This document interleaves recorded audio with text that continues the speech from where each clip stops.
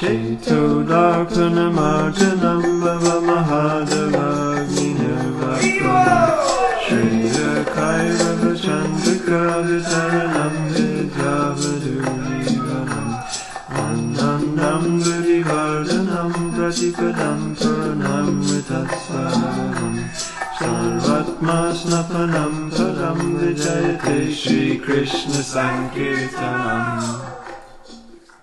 What if I could ask another question as well? Because I generally speak a lot to the Sankirtan devotees distributing books from Wales. So call them on the phone, check they're okay and everything. But a lot of them, what would you give to? Because I was speaking to one of the devotees, and he was in the marathon, but he was a little maybe disheartened as well. So because he couldn't compete with like the number one spot, the number two, and he didn't seem to be getting as much of a result in terms of volumes of books distributed as other devotees. So then he felt a bit inadequate. But what would you say to such a devotee, Praghosa? Yeah. Now, if I don't answer that directly, remind me, because I just want to start from a slightly different starting point. Mm-hmm. We know in Nectar of Instruction, actually I was reading recently, Srila Prabhupada was talking about the Krishna Conscious Manifesto, ISKCON's manifesto. And he quoted that verse 3 from the Nectar of Instruction about having patience, about having enthusiasm, etc.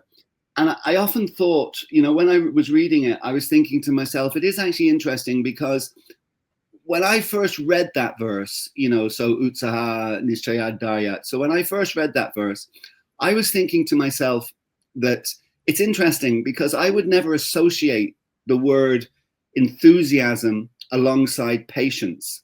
It would almost be that they're kind of almost opposites.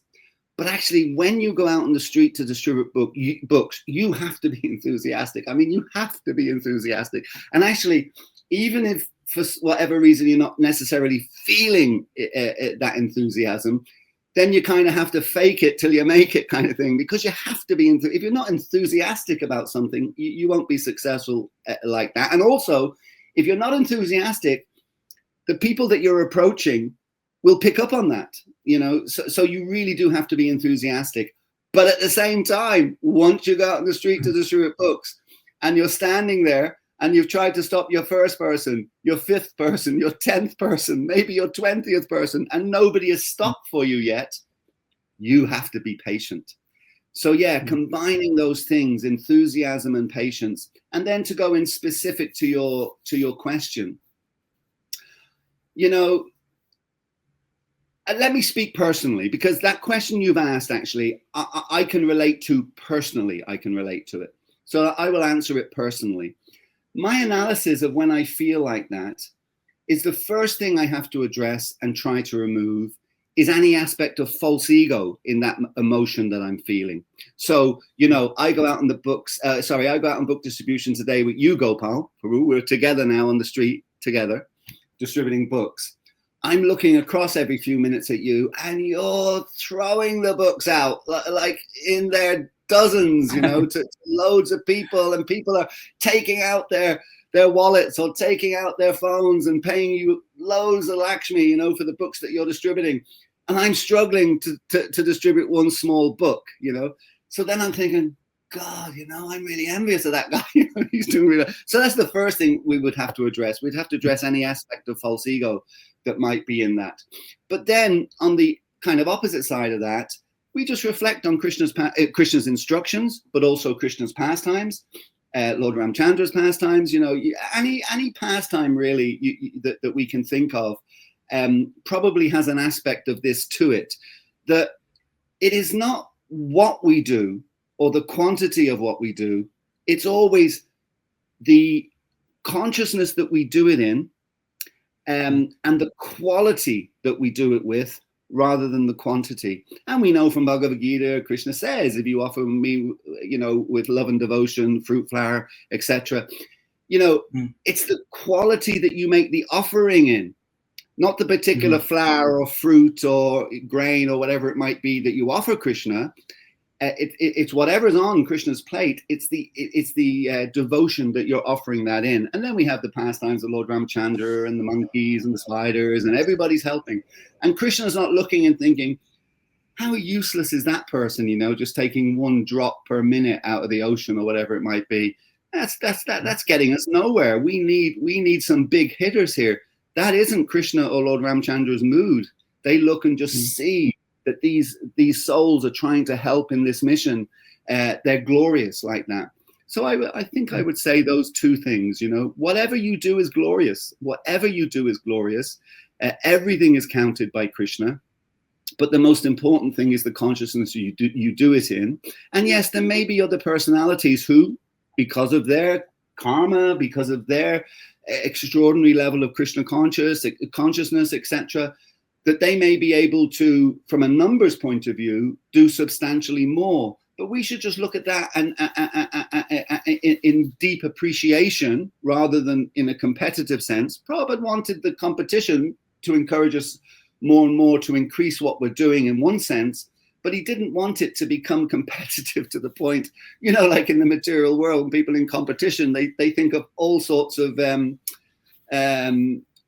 ways of defeating the other person, by skullduggery and trickery and all that kind of thing. We don't want, that's not us as devotees, So yeah, so that we just glorify those devotees who are seemingly doing, externally at least, seemingly doing incredibly well. And of course, by doing that, that mercy also comes to us, that it will come back to us, So in other words, if we're in deep appreciation of those devotees who seem to be excelling incredibly well in their service, in this case, book distribution, the more that we appreciate that, the more we're likely to be able to follow in their footsteps, Very nice. You're saying, so quality is more important than quantity. And so those devotees now who are listening to this podcast and are going to go out tomorrow, or they're listening to this podcast, they're on their way to the street as we speak. If I say to myself, okay, I want to make this service quality, I want to increase my quality of this book distribution, what does that mean? And where does the quality come from? And how do I improve my quality of service? Gosh, first off, it's a very good question. Very good question, Gopal. Very good question. I think the answer I would give, I guess I could sort of think about that question more and give a more comprehensive answer. But I think what initially comes to my mind is surrender. The word surrender. That if we realize, and that's why book distribution is such a great leveler, because whatever we might do in other spheres of our life, and particularly spheres of our life in ISKCON, none of that matters when you go out in the street, because you're dealing with people who don't know ISKCON and don't know what you do in ISKCON, etc. So it is a great leveler, and it seems to me that on another level, of course, Krishna and Srila Prabhupada want the books to be distributed, but on another level, they're also looking after our own individual spiritual lives. And there is no better way, because it's of surrendering than through the process of the service of book distribution. Because we can very easily, in other situations, other services, it's very easy for us to kind of forget how insignificant we are, to forget how vulnerable we are in this material world.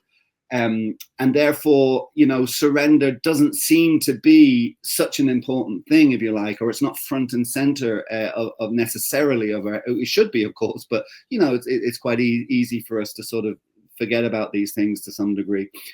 Whereas on the street, distributing books, it really isn't, even if you want to forget about it, you can't.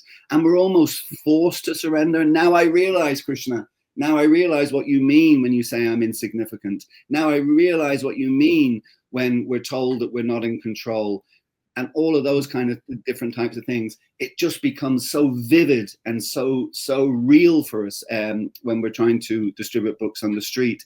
And there's that wonderful verse that I was also reading recently in the Chaitanya Charitamrita, where, it said that let Krishna tightly embrace me, who has fallen at his lotus feet, and let him trample me or break my heart by never being visible to me. So this sense of, and that was kind of Prabhupada's meditation, you know, on the Jaladuta and getting off the Jaladuta, you know, Krishna, I don't know why you've brought me here. I'm bewildered. I don't know why you've brought me here. 70-year-old man in a new country, etc., etc. So I have no idea why you brought me here. But if you want me to dance, then make me dance. So this mood of just thinking, yes, trample on me, Krishna, smash me, Krishna, because you are my only hope, my only shelter, the only way I was going to say survive. That's the wrong word. Of course, survive you can maybe use as well, but survive and thrive, progress and advance. The only way I can do that is by realizing I am not in control.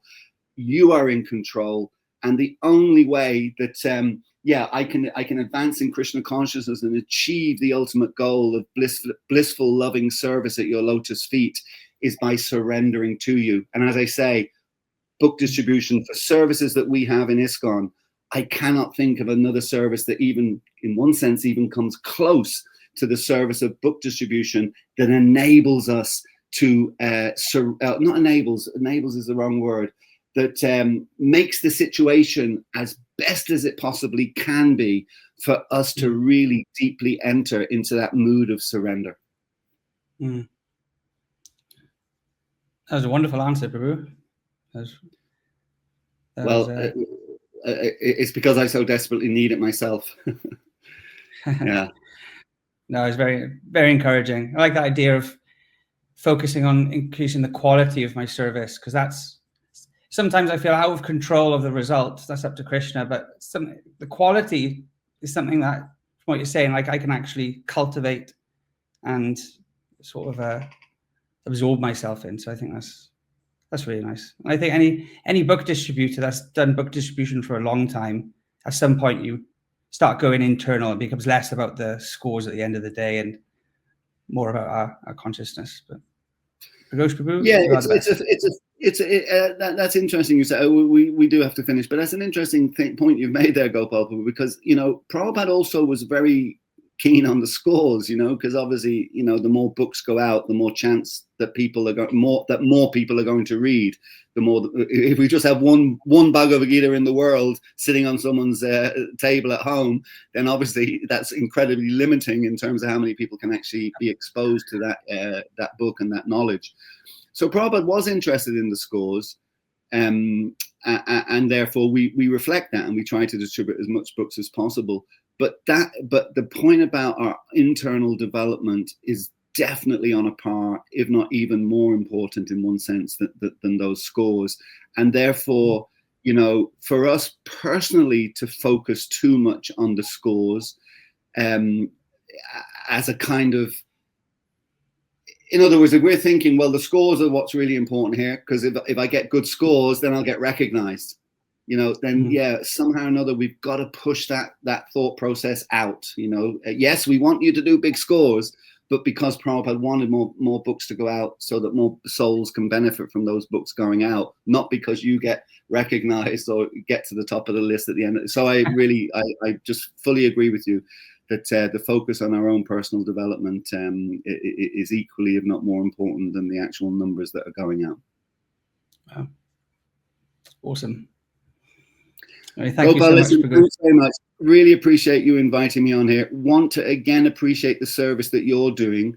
Anybody can look on screen. I've got my hat on, you know, but if you look underneath, the hair is gray. You know, Gopal's hair, even though he's been our book distribution leader for a year now, I think, you know, it's still not gray. So yeah, so you're doing well. But it's just so wonderful to look on screen as I'm looking and see, you know, the next generation, of which you're very much representing that next generation, so that the baton is being passed and Krishna consciousness will continue to grow and excel going forward. Prabhupada called it the Hare Krishna movement. You know, we have to keep on moving. And as we get older, movement becomes more challenging, you know, so we need the younger generation coming up behind us. And of course, behind you, we also have even younger the younger generation coming again. And oftentimes we see at the Marathon Festival, there are lots of actually, you know, children, you know, not even reached double figures of age yet, who are actually going out distributing Srila Prabhupada's books. So I think the future is very bright, and personally, I'm excited and delighted, looking forward to it. So thanks, Gopal. Well, we hope we can make you proud, Prabhu. We'll try our best. Too much kind. Hare Krishna, Gopal Prabhu. Glories to Srila Prabhupada, and Krishna. glories to all the devotees, and particularly this month, glories to all the book distributors going out. Thank you so much. Hare Krishna. Namah Om Vishnu Padaya Krishna Pristaya Bhutale Shrimati Bhakti Vedanta Swami